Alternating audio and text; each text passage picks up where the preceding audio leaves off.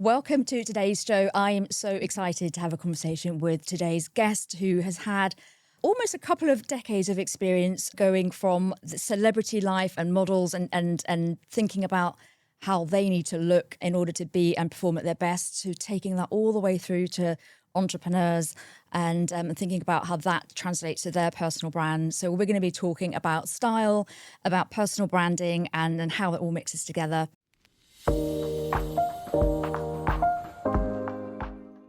Welcome, Clare Chambers, to the show. Thank you so much. I am so excited, and thank you for coming over from, I was going to say, from Ibiza. It's normally a bit of a change, but I feel like it might be warmer here this week than it is there. Not quite, actually. Not quite. It's when I left yesterday, it was 38 degrees. So it is super hot. I think there's a heat wave all over Europe. It's Europe-wide, isn't it? Yeah, It is crazy, but beautiful in this wonderful studio today. I know. So. Very nice and cool, isn't it? So I have got so many things that I want to speak to you about today, and I'm so excited to crack on with it. But to begin with, as I alluded to, you have such a range of background of working in style. Yeah. I guess in what a lot of people would call kind of that celebrity world. Yeah. And you now focus very much working with female entrepreneurs and personal branding and styling women entrepreneurs, I guess. Yes. So I'd love to know kind of the journey of what took you from working on shows that we all grew up with, like 10 years younger and that to where you are now. So talk us through kind of that journey. I mean, so you're dead right. I mean, I've never done anything else other than be a stylist. Literally since I left university, that's been my only job. So when I first started out, I was the fashion assistant at Glamour magazine, and that's really kind of where I built my base. And then I got picked up from there by an agent to become a freelance stylist, and that's really when I entered into the world of celebrity more so, and I was doing a whole range of styling, from editorial for magazines, newspapers, advertising campaigns, and also TV shows as well, which you mentioned. I worked on 10 Years Younger, and also What Not to Wear. And that was really... Take me back. Yes, exactly. But, that was my world for about 5 years. And then it was when I started working on these makeover TV shows where I suddenly, for the first time, was working with real women. And the sense of appreciation from them that I'd really done something to change their world simply by changing the way that they dressed gave me this incentive to think, actually, I really want to pursue personal styling. So the presenter of 10 Years Younger at the time had her own personal styling business, Nikki Hamilton-Jones, for those that remember. Mm-hmm. And when she was at the height of her fame presenting the show, of course, her clients, she'd take her clients out and it would become all about her. So she was like, I can't do this anymore. Would you like to take over my clients? And that's how I actually first entered into personal styling, was that I used to take her clients shopping. Mm-hmm. And I thought, wow, this is brilliant. I absolutely love this, making such an impact in these women's lives. And so then I decided to launch my own personal styling business. And very, very quickly, it grew quite big. By the time that I'd closed the doors to my first personal styling business, there was over 2,000 women on my books. It was insane. I know, it was just over 10 years of running this personal styling business. It was amazing.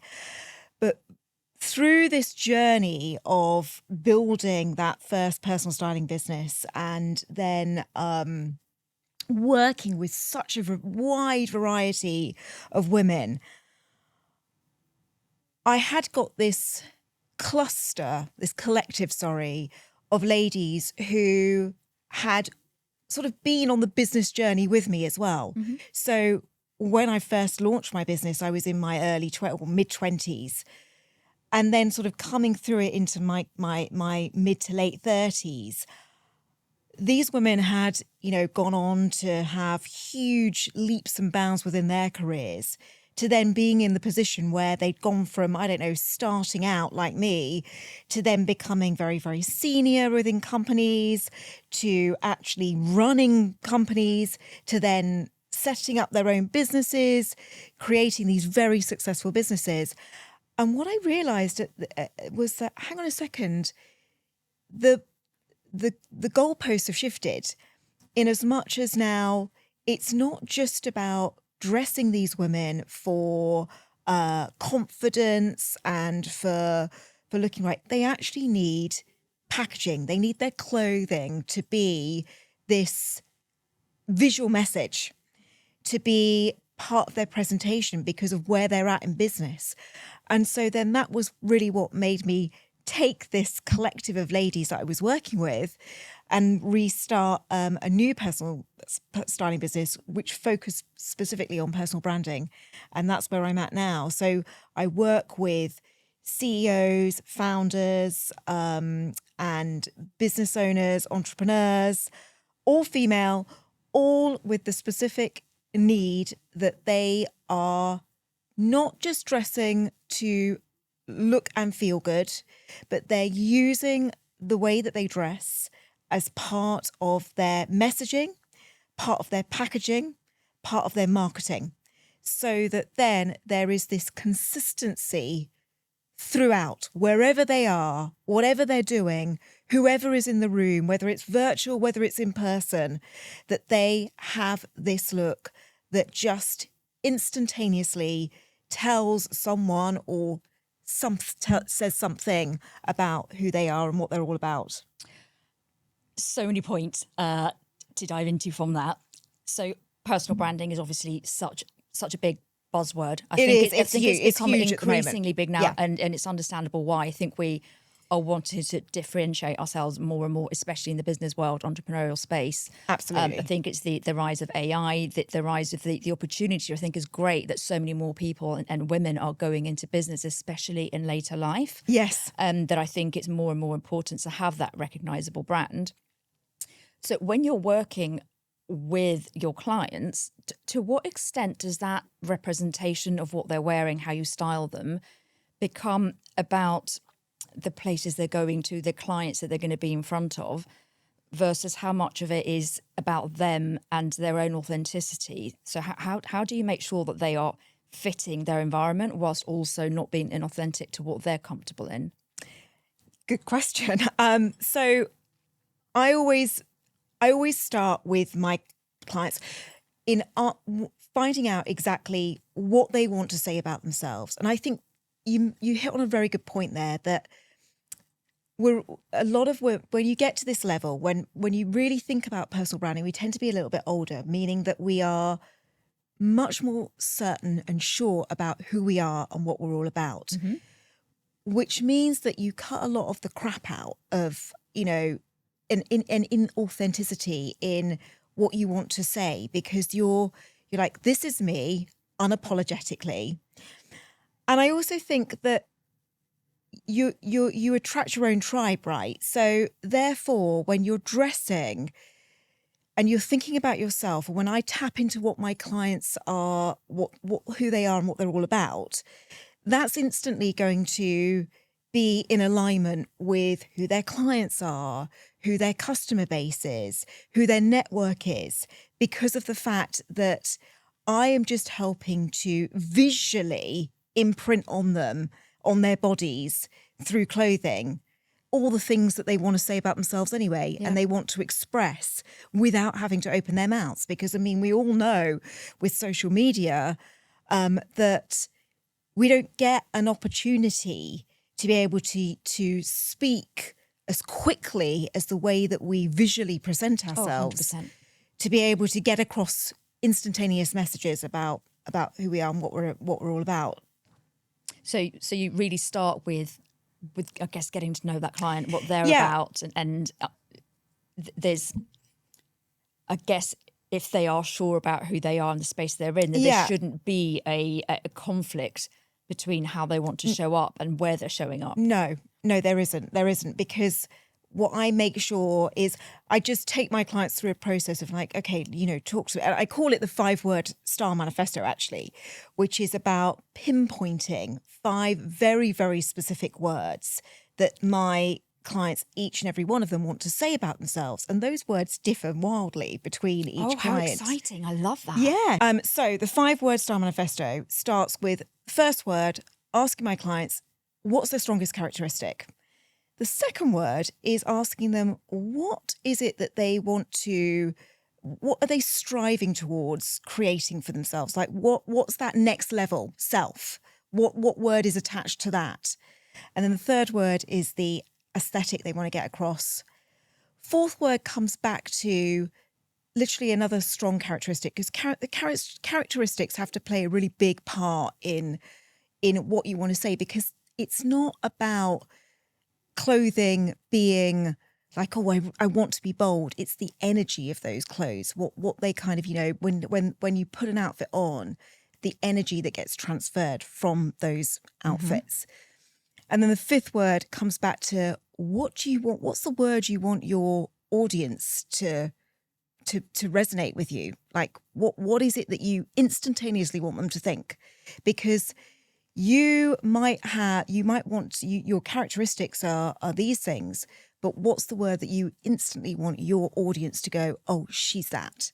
And again, like I just said, it's not about finding clothes specifically that say bold or playful or colourful or modern. It's when that outfit is all together that then that image that's created says these words. They instantly pop into mind. And this happens a lot with clients where they're actually saying, well, somebody says, oh gosh, you look so and so, and they're like, that's one of my words, because it instantly just comes across through what they're wearing. Once you've like nailed down, dialed in exactly what it is that you want to say, just with 5 words, it's amazing how you can then think, you put an outfit on and you're like, I feel this about this outfit. This says to me, da, da, da. And when your outfit doesn't tick any one of the 5 words, then instantly it's off. It's like off brand. So this is how I help to keep clients consistent with what they're wearing. And with because obviously as humans we wear different facets. We were just having this conversation actually before we started recording, that we might be on kind of a work mode or on mum mode or on different modes. Would you say that those words still then adapt to everything, or will there be a day where I might put a different outfit on? Because today I'm on chill mode, whereas maybe tomorrow I'm on badass mode. Exactly. So this is why there's 5 words, because of the fact that some days, we all live multi-dimensional lives now, and we also have quite often quite a few different identities, because we've got, the identity as mum, we've got the identity as businesswoman, we've got the identity of working mother. We're wearing many, many hats per day, and certainly within a week. So why the 5-word style manifesto works is because some days you might might be wearing an outfit that says 1 word. Like, it could be, I just need to feel my aesthetic. Like, I want to look contemporary today or something.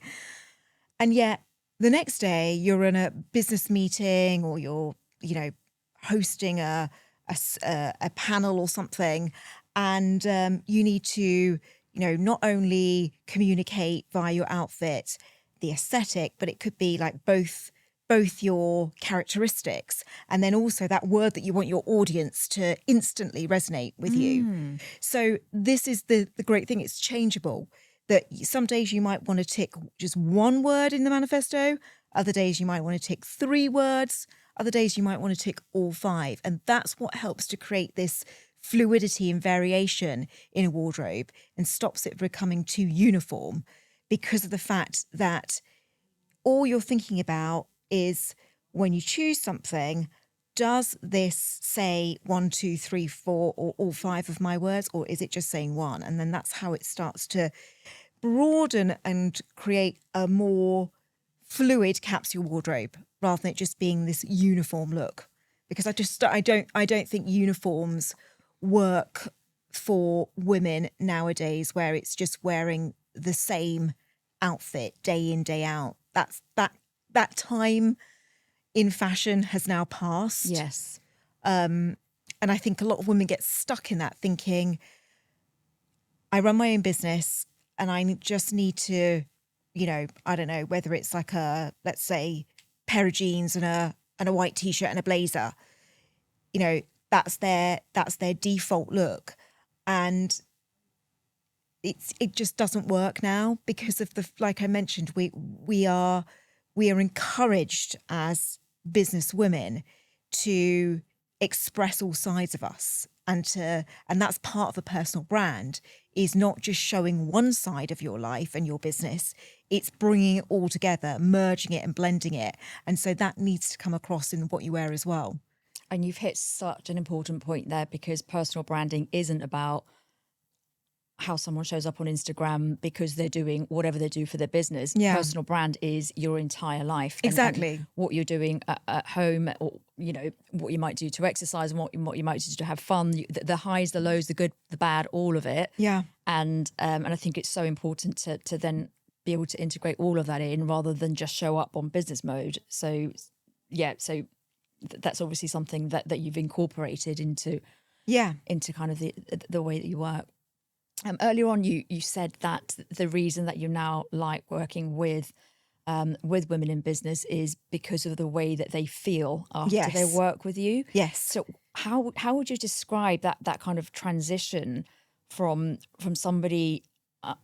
When you said about the 5 words, I kind of in my mind it started thinking, I don't know, going almost like a fashion therapy, to even come up with those 5 words. You've got to kind of dig deep. Yeah, you do. It's a process, isn't it? It 100% is. It's not just going shopping. No. It can take my clients days to come up with their words, because you've got exactly that. You need to dig deep, you need to think about, well, who am I? What exactly is it I want to say about myself? Nailed into 5 words. And I have this, how I actually came up with this concept was going way back to my days of celebrity styling. And I worked with Renée Zellweger on one of the Bridget Jones movies. And she was my first ever introduction into personal branding. So she was, I don't know, I can't remember which one it was. I think it was number 2 she'd filmed for Bridget Jones. And she was over in the UK promoting the movie, but at the same time using all of the publicity that she was getting to assert herself, not as a rom-com actress, but as this, and not to be pigeonholed into just being known as Bridget Jones. Right. She was using it to start to create this platform as being this serious actress, because she wanted to move into drama. And when I was assigned to work for her, she sat me down, and it was like my first time of being like with quite a big superstar like that. And she was like, this is what I'm doing. So I do not want any bright colours, anything like this. I want really sophisticated dresses. And we spent a day going through everything, preparing it all so that she could have, so the looks that I put out for her were these sophisticated dresses. And what was so interesting when I looked at the publicity that then came out from styling her was that is exactly what she'd done. She had crafted to ensure that not only was everything that she was saying in her interviews, on press, on TV, the way that she dressed was saying something. I'm not just Bridget Jones, I am an actress. And then I think that's why Renée Zellweger has gone on since, filming Bridget Jones. Bridget Jones's movies that she's known for doing, but she's not like some actors where they get pigeonholed into just being known as that particular character that they play. She has gone on to have a very successful and diverse career, as we all know, in a variety of acting jobs, from comedy to rom-coms to then also drama as well. Yeah. And that was because she taught me really early on about the power clothing plays when it comes to branding yourself. So to go back to, you know, how important it is and why how does it work in terms of you know, shifting from the different things that we do within business. That's a great example of how you can be known for something, doing something, and then change it simply by changing the narrative of the way that you dress. It's about intentionality, isn't Yes, it? And yes. in business, we're encouraged. If you speak to any business coach, the first thing they'll say is, you know, set goals, be intentional with every activity you're doing. Why are you doing it? So I guess it's translating that, which I guarantee almost no one does, or very few people do, with their wardrobe. So intentionally thinking, you know, what do I want to achieve? How do I want to be perceived? And how is that reflected through what I wear? And obviously that I'm comfortable in. But it's such a shift in a way of thinking of it versus going to a shop, as we've all done, and as I still do now, and going, that's a nice top. Exactly. That's a nice pair of shoes, but not actually thinking, what is that saying about me? That is it in a nutshell. It's a mindset shift. Stop thinking about clothes being something that makes you look good, or, you know, like you say, or just that's a nice top, that's a nice jacket, and start thinking about it as being this communication line.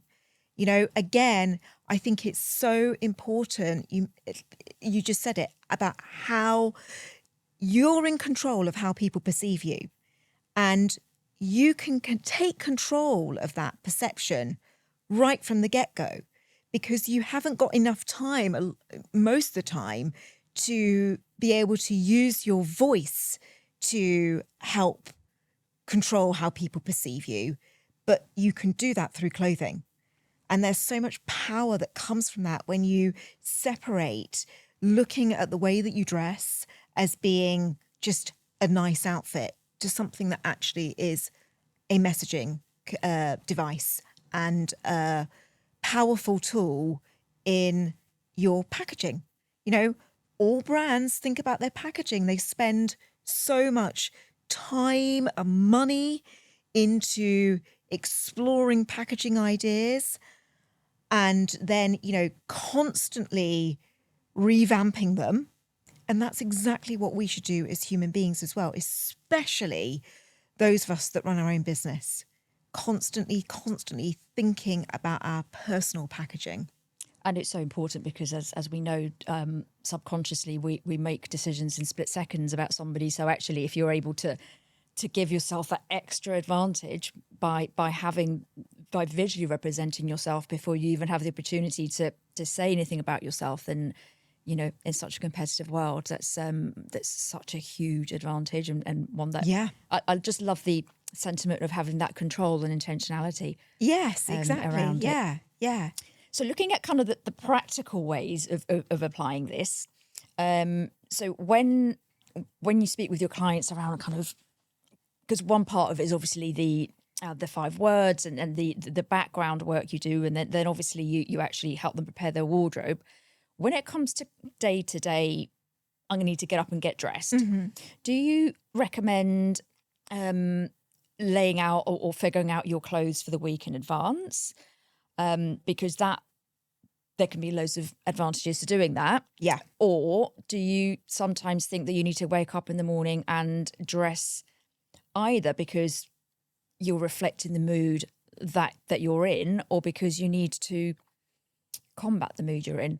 Yeah. So for example, sometimes I might wake up and have, you know, those days that we wake up and think, I actually just want to put the duvet back over my face. Yeah. And all I want to do is potentially get into some joggers and a sweatshirt, and that's it. But I'll sometimes do the opposite and be like, right, I'm going to get really dolled up. And it's almost like I trick myself into then feeling, and then that kicks a momentum in. Yes.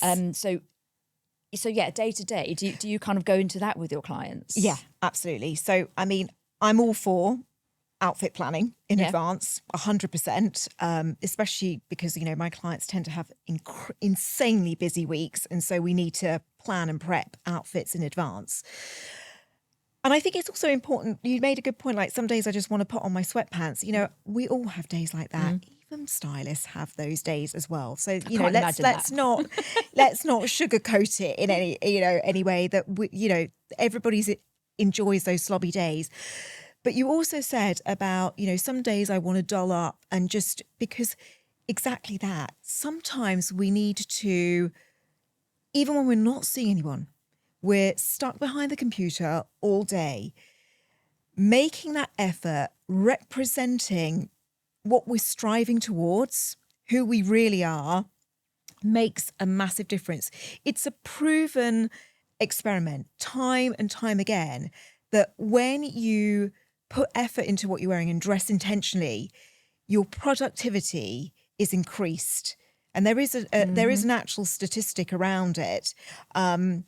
Something like it increases by 40%. It's massive, massive, because of the fact that you have shown up for yourself. So therefore, you are going to stay focused at the task in hand for a start. And you're also just going to work through at a much faster rate because of the fact that you are literally representing yourself in the best light. So there is a huge amount of, as I say, scientific experiments around dressing for, dressing with intention for when you go to business, seeing people or not, versus actually not making an effort. The experiments prove that we are easily distracted. We don't get as much done because we're just not as switched on as we should be. And it's all around clothing. That's so interesting, isn't it? Yeah, And often, you mentioned Zoom calls. People are only going to see you from the shoulders and above. Yeah. But actually, sometimes if I'm doing like a webinar or something like that, I might stick a heel on. No one can see it. No one can but see it. I know, Exactly. But I've gone into like exactly. a next You've gone into that mode. Yeah. Exactly. And that is it. It's shifting modes. That's fascinating. And then on colour, because when you were talking about Renée Zellweger, you mentioned kind of that she was opting away from very colourful palettes and things like that. And it made me think of Natalie Dawson. I don't know if you're familiar with her. She's quite big on Instagram and all that. She's a big female entrepreneur in the US. Yeah. I love the way that she looks. She's very corporate, very dressy. And I don't think I've ever seen her in anything that isn't black or white. So there's obviously a very intentional, neutral palette. What's your kind of thinking on that, on whether somebody should have a colour palette that is kind of representative of their brand versus should you maybe be thinking about colours for different moods? So I find that that's quite an American way of dressing. Is, I see it with a lot of American entrepreneurs. Okay. That they have whatever their brand colours are, and they will wear everything the same colour. So like for instance, you just mentioned there, and there's another lady, very, very successful entrepreneur on Instagram, again, American, and she just wears green all the time. Oh, okay. I am not inclined to do that as a stylist. I don't agree with it because, as I mentioned, I don't think that uniform look translates, certainly not for Brits in particular. The reason being is because we're much more, as like I said, we have different, we wear multiple hats every single day, certainly within the week. And I just think that wearing the same colour, the same style of outfit all the time just doesn't work. But I've actually got a really good tip to give. Like when you're trying to put an outfit together, and it ties into your previous question when you asked about, well, what do you wear when you have those days of not feeling like you can be bothered and you need to make an effort? Or how do you go about putting out an outfit together? And I say it's using the rule of 3. And I call it the superhero outfit formula because it comes down to choosing one piece out of your wardrobe that is the hero item, the superhero to your outfit. So whether that could be, I don't know, a jacket, a pair of shoes, pair of earrings, something that is like the real big statement to your outfit. And then you need to have a sidekick to that statement because, you know, like in every superhero story, the sidekick is statement but complementary to the superhero. Okay. So you want to have something that complements that. So let's say, for instance, you've got on, I don't know, a jacket. That's your superhero to your outfit. And then your sidekick could be, I don't know, a pair of shoes that are, you know, quite a statement, but they're not as kind of bold and out there as the jacket. Then the third character that comes into this outfit story of yours is the underdog, because in all superhero stories there is an underdog, and that underdog item, just like in the story, is that plainer, more quieter piece. So in this situation, I don't know, if we've got on a jacket that's a superhero, pair of shoes that's sidekick, maybe it's a pair of jeans that's then going to be the underdog. Now, of course, those are the three main characters to this outfit. What about then, you know, I've mentioned jacket. What about the top? Well, the top is obviously going to be very simple as well. So it's going to be another underdog piece. But effectively, what you're doing is you've got three main characters in your outfit: superhero, sidekick, and underdog. And that is then how you then create the outfit. So then you can add little bits and pieces that then elevate the rest of it, but you've got your three main characters, and that really helps, you know, my clients to put together an outfit. I love that. It's such a great way of starting it, especially thinking about the superhero, because you can just think, hey, what's the big bold thing I'm going to wear, and then everything else forms part of think it. about it.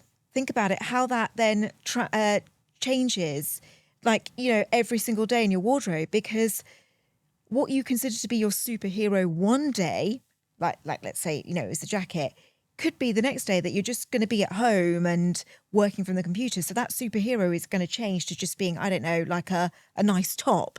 And then the sidekick's going to be the trousers that go with it. And the underdog could just be a pair of simple earrings. I love that. And I can see how that would really help to plan an outfit. So I think we can sometimes get a bit carried away and maybe have more than one superhero. And looking back now, I can see a few faux pas. It helps to then just kind of curate the outfit so much more easily. I love it. I wanted to move on to speak about, and we kind of touched on it a little bit earlier, the growth of the entrepreneurial woman in sort of later stages of life. So statistically, the majority of, or there's a huge increase of the number of women in their 40s and 50s that are going into business and opening businesses, which is also a stage of life where I think it's fair to say many of us have some... we've used the word identity a number of times. Yes. And identity kind of, or lack of identity can come sometimes when we have kids. They come with changes in life, don't they? We kind of find ourselves lost. And I've definitely been in eras where I can't go shopping. I just look around and I'm like, there's nothing I like. I don't know what I like anymore. I remember what I liked in my 20s, but that's no longer appropriate. Yeah.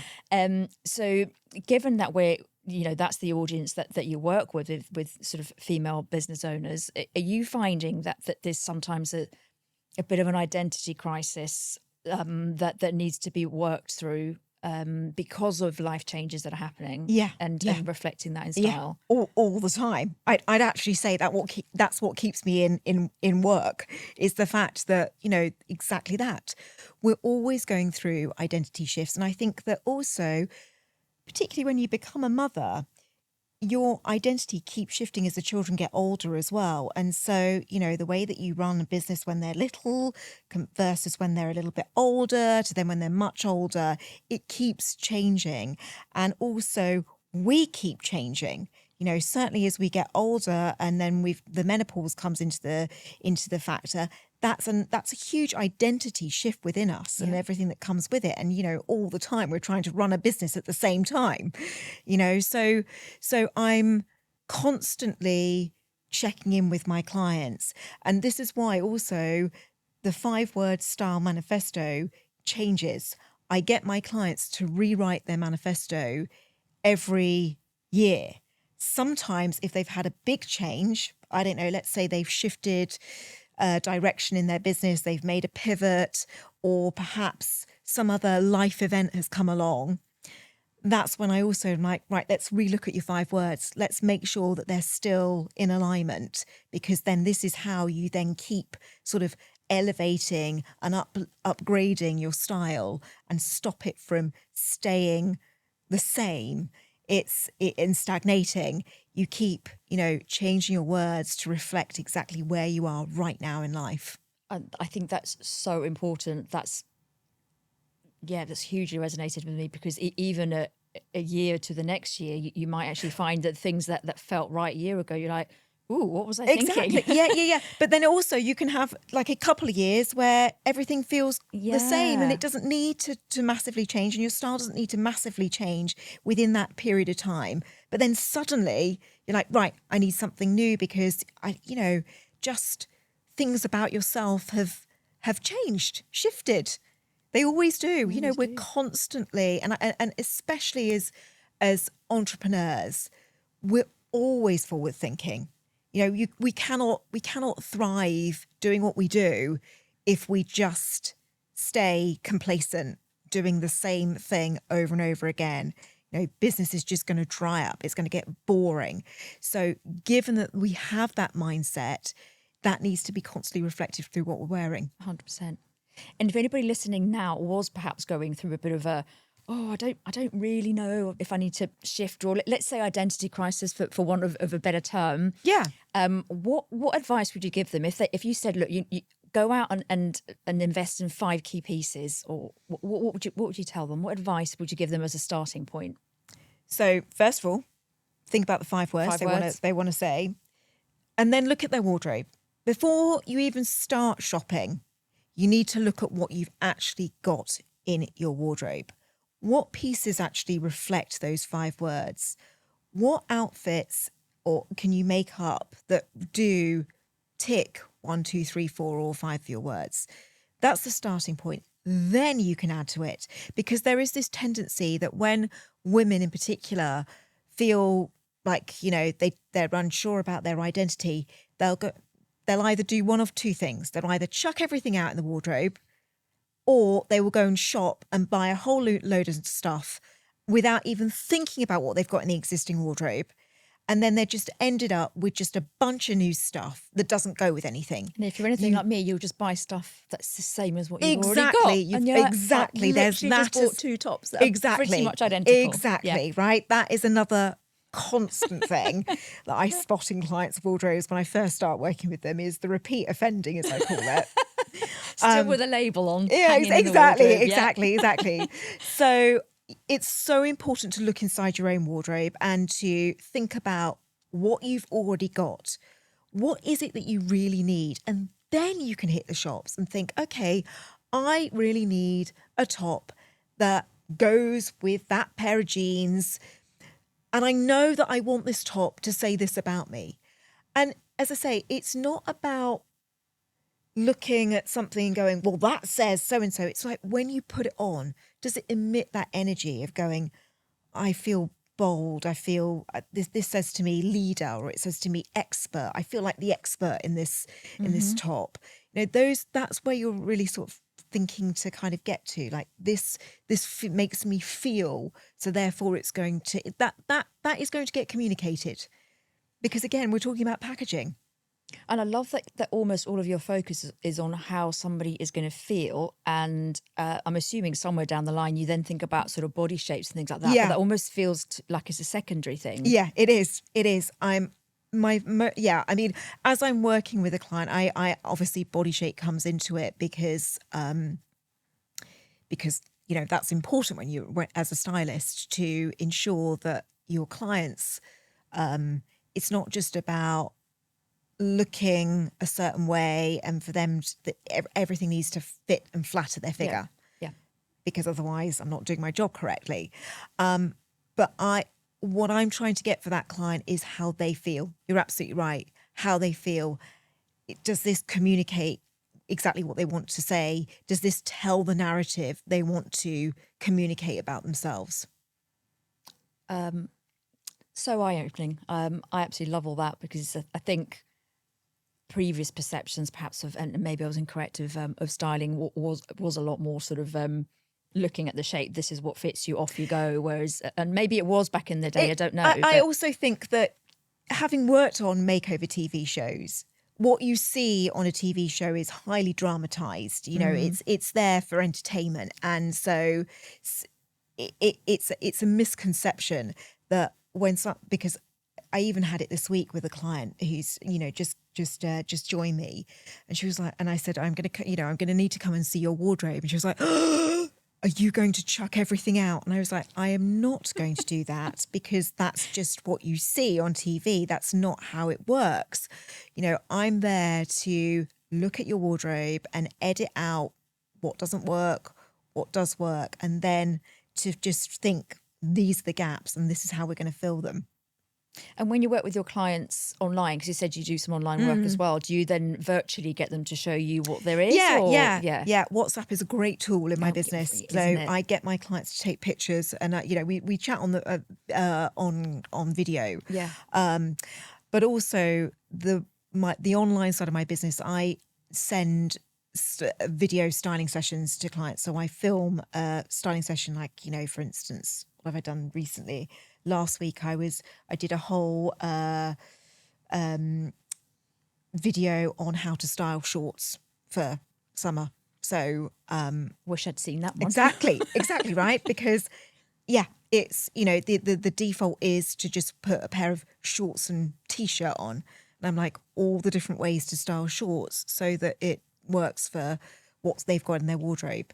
And those little videos they find those so helpful, and I give them an outfit planner to follow as well. I love that, because it keeps that momentum going, as opposed to like a once styling and then job I work done. with my clients on an ongoing basis. You know, they have an open WhatsApp line to me, because of the fact that it's the days of styling being so prescriptive, of just, you know, right, these are your 25 outfits that you're going to wear on rotation, which is in the early 2000s. That's how it used to work. And, you know, I'm sure a lot of the listeners will think back and think, yeah, you know, I used to, you know, when it comes the old work days of the corporate looks, you'd, you know, have, you know, 5 dresses that you'd wear on rotation, and then, you know, like the odd suit or something. Whereas now that's not how it works. And as we've discussed throughout this entire episode, is this constant shifting identity, and how having such a rigid wardrobe of just set outfits doesn't actually work. It doesn't play out in real life nowadays, because, you know, a normal day for a female entrepreneur can usually involve doing the school run, probably a workout, then actually getting in front of the laptop to do, you know, maybe a couple of Zoom calls, to then, you know, running out the door to go and pick the kids back up again, versus then the next following day being they've actually got one-to-one meetings slotted in all day. So, you know, the way the diary looks, the schedule looks, it means that we need much more variety in our wardrobes. Diversity is key in our wardrobes. And so therefore, not only is it about just having different outfits that you can mix and match from having these pieces that you've got in the wardrobe, but equally it's about adding to those pieces as you move through the year and through the seasons and the following year as well. I love that. Yeah, there really is no such thing as a normal day anymore. So no, there isn't. I mean, that you know, let's reflect that in the way we show up. Exactly. Yeah, fabulous. I'm going to move on, Claire, to the part of the show where I've been looking at this, where we get the props out.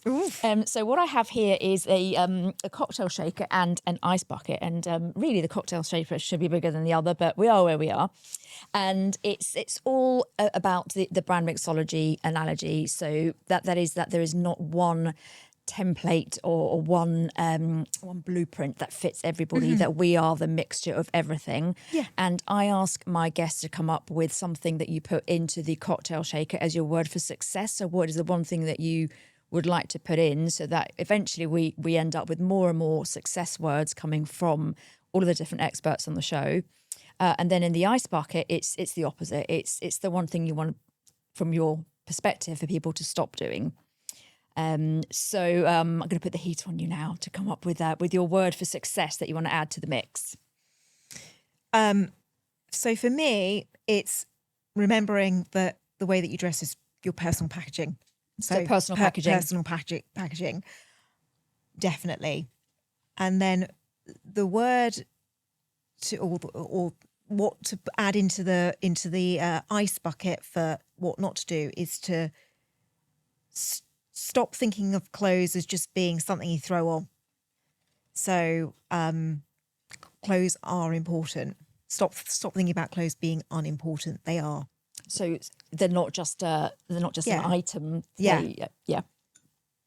How I dress is not important. It is important. It doesn't matter what you do, your profession, your industry that you're in.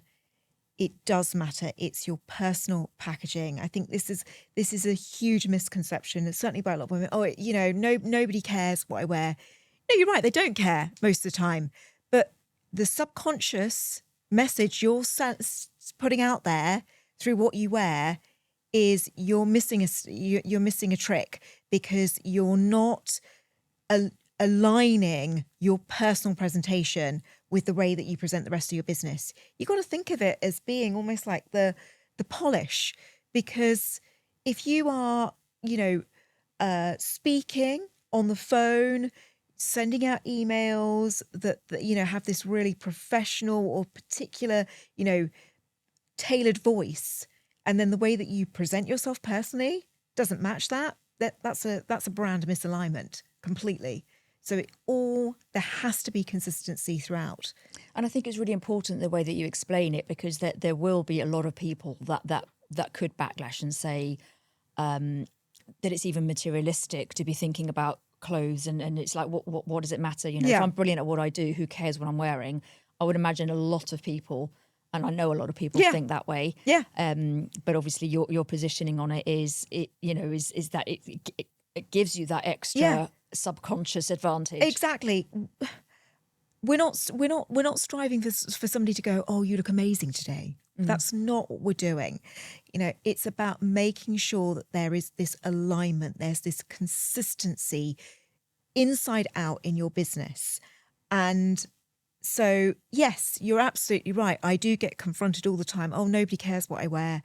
No, they don't care. They don't care. They're not going to come up to you and say, oh, wow, that's an amazing outfit. And they're not going to suddenly just comment on, oh, you look a mess. But we're looking at creating that subliminal, subconscious messaging through what you're wearing and creating that consistency. That's what it's about.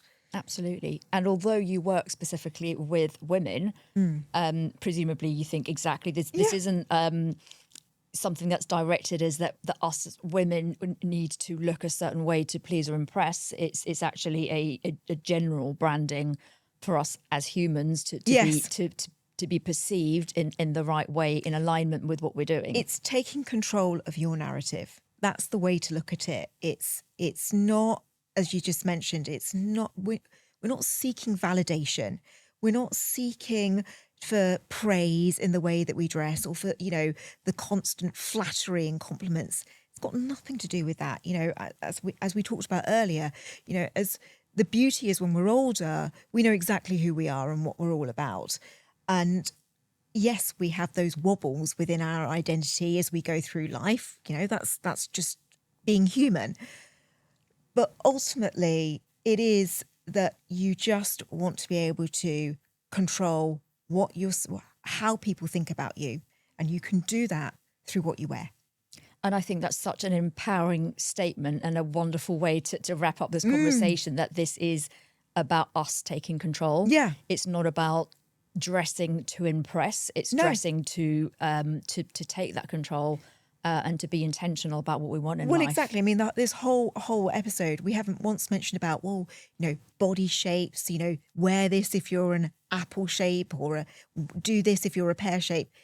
What I'm trying to do here is to help everyone that's listening to this podcast just shift their mindset around the way that they dress, and to start seeing it as an asset to their business rather than something that is just an afterthought. 100%. And if anybody listening to this, and I would imagine there'll be many, thinks, oh my goodness, I need Clare in my life. Not me, other Clare without the I. How can they work with you and reach you? So the first thing to do is to go over to my Instagram, The Personal Brand Stylist. You'll find me on there, and then you can see my work, and then you can find all the details to contact me as well. And I'm sure in the show notes we'll put I will absolutely put my it all on there. Contact details as well for anybody that wants to reach out to me. And although you have a fabulous life living in Ibiza, obviously yes. you do travel back to the UK and also work online as well. Yes, you? exactly. And also, the way that I work, I've got something for those that just need to just a bit of a boost, and those that need more of an intensive styling, like they feel like, what, I really need to give myself a thorough rebrand in my business, like the way that I dress, versus then, my online side of my business means that if you just need just a little bit of help, a slight sort of pep up in the wardrobe, then I've got that service available as well. Amazing. And then just finally, talking about intentionality, what's next for you? And any big goals or ambitions or things coming up? Or loving things as they are? No, I mean, so for me, I already do. I work, as I mentioned, I work with a lot of female CEOs and founders, and I'm just, really building that side of my portfolio. But also, I am absolutely loving working with women like you and I, which is the smaller entrepreneur as well, because, the rise of us women is amazing, and the businesses that are coming out from us. And like you say, when you're a bit older and starting up a business, I find it absolutely fascinating. So really, for me, it's just about continuing to help women really grow their personal brand and use their clothing as a tool within their business. So, long may that continue. Oh, and I think it will, because that wave is definitely there. It's here for the long term. Amazing. Yeah, absolutely. And it's not. I think it's really important that people realise that personal branding is not just an in buzzword at the moment. It's the shift in business now, because AI. We need to separate ourselves. What makes us individual? How do we make ourselves individual? It's by really leaning into the concept of a personal brand and not just thinking about it as being a nice logo for our business. It's so much more in depth, as I know you've explored throughout your entire podcast, on what it means and how it looks for, and all its multifaceted sides. Thank you, Clare. That's beautifully put, and a wonderful way to wrap up. Can't thank you enough for being here today. Thank you for having me on the show. Look forward to chatting more soon. Great. If you enjoyed this episode, I would love it if you'd subscribe and share it with somebody who's building things their own way too. This show exists to challenge the default path, to mix things up and create a brand, a business, and a life we actually want. Thanks for listening. See you next time.